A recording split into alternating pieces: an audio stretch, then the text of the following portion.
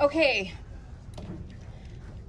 for students that are needing more information or just to relearn or watch another demo on how to create a poster, I'm gonna do that real quickly. On your Photoshop worksheet, if you haven't taken notes or maybe you need to add to them, number 7 is kind of where you start in creating a poster. So where I'm gonna start is I'm gonna open up Photoshop. Now you can create new right here and start creating your poster, or you can go up here to File and New. Okay, so I'm gonna click File and New, and then I'm going to open up, this window opens up. Okay, automatically when you hit File New. And what size was the poster supposed to be? 11 by 14. Perfect. All right, and what kind of resolution? Does anybody remember? 300. Okay, and what is 300 good for?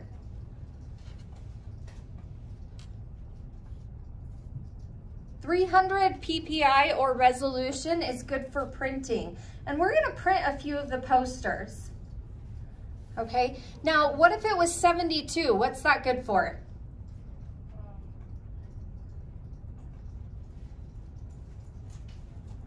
No one was listening to me. How sad. Okay, 72 is good for printing or putting it on the internet, emailing. So now that I have all that right information here, make sure it's in inches. If you leave it in pixels or centimeters or millimeters or points, you'll run into problems. So make sure it's inches. And then I'm gonna hit create. And this is what happens. I get a blank canvas.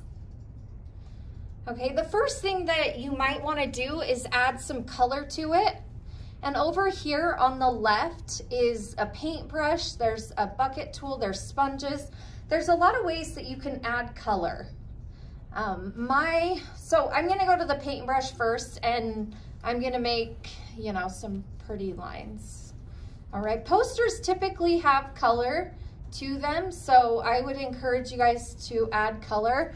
You'll be graded on creativity when you're making your posters, so try to be creative. When I make my posters or invitations or compositions where I add images to a blank canvas, I typically use one color. And it's really easy to use the paint bucket tool over here on the left to just dump one color on there. And I'm gonna choose a different color so you can kind of see what it does when there's lines in there. I'm gonna hit OK. And I'm just gonna click right here and it dumps that blue paint and fills it. All right, and I'm gonna dump it up here and here, and here.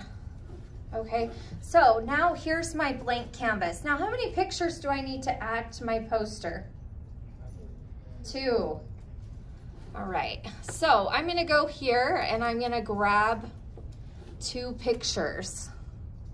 Can you drag them into it? You can. I want to highly recommend, encourage you guys to, you can drag it just into the poster, but what if you wanted to edit it?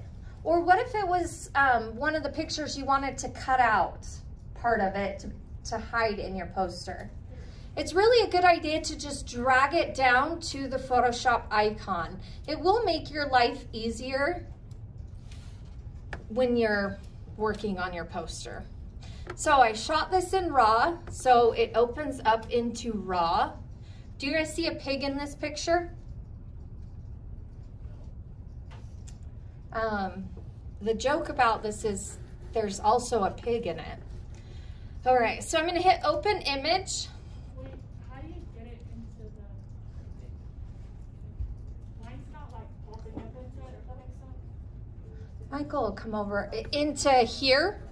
Yeah. Have you completed the last step that you made in Photoshop? Like the poster? No. So if you've moved it or changed colors and you haven't completed it, it might not let you move on to the next step. Okay. So now I want to drag this picture into my poster. Up here, the pictures are now, oh, you can't see.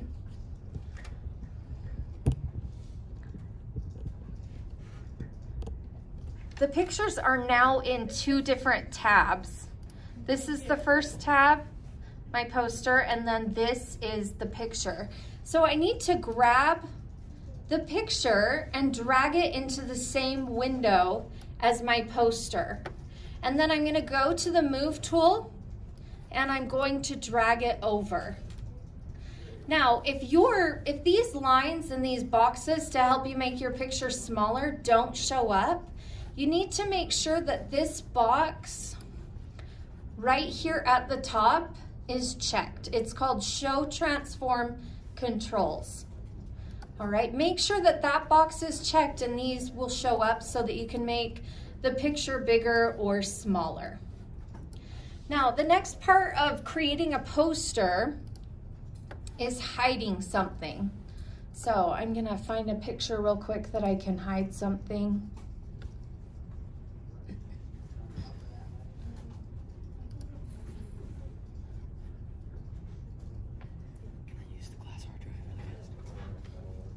Yes, just unplug it. Yeah, that's fine.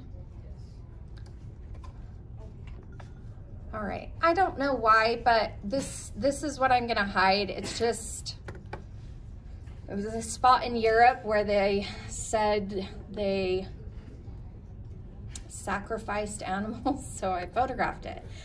So I'm gonna cut this out. And it's actually mud, like it's not blood, but. All right, so the selection tools. Remember on your worksheet, you needed to write down all of them. The first two are the rectangular and elliptical marquee tool. You don't have to write down the single row or column. And then there's the lasso tools. And then the quick selection magic wand and object selection. I like the quick selection tool.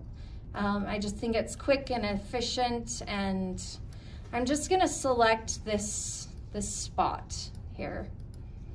All right, now if I select something that I don't want in there, I can deselect it by holding Option, and it will let me deselect it.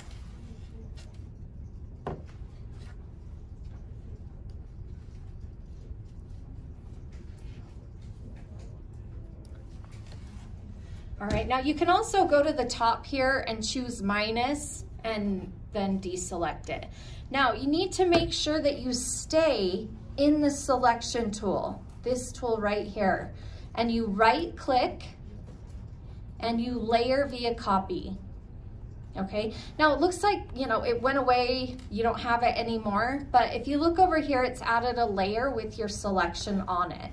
So if I went to the move tool now, it actually selects what I've copied, and you can see you can move it around. So I'm gonna go back to my poster and I'm gonna drag that image into the same window. And then I'm gonna grab what I've selected and drag it over to my poster. Now this is a hard part for students because they think, hey, you know what, I clicked, I dragged, and now it's not there. Once you let go of your mouse, it's going to appear on your poster. And again, if you don't see these lines right here and the white boxes, you need to make sure that this box right here is selected at the top. And then you can resize it and put it in your poster. Now, this is supposed to be a hidden object. You can make it smaller.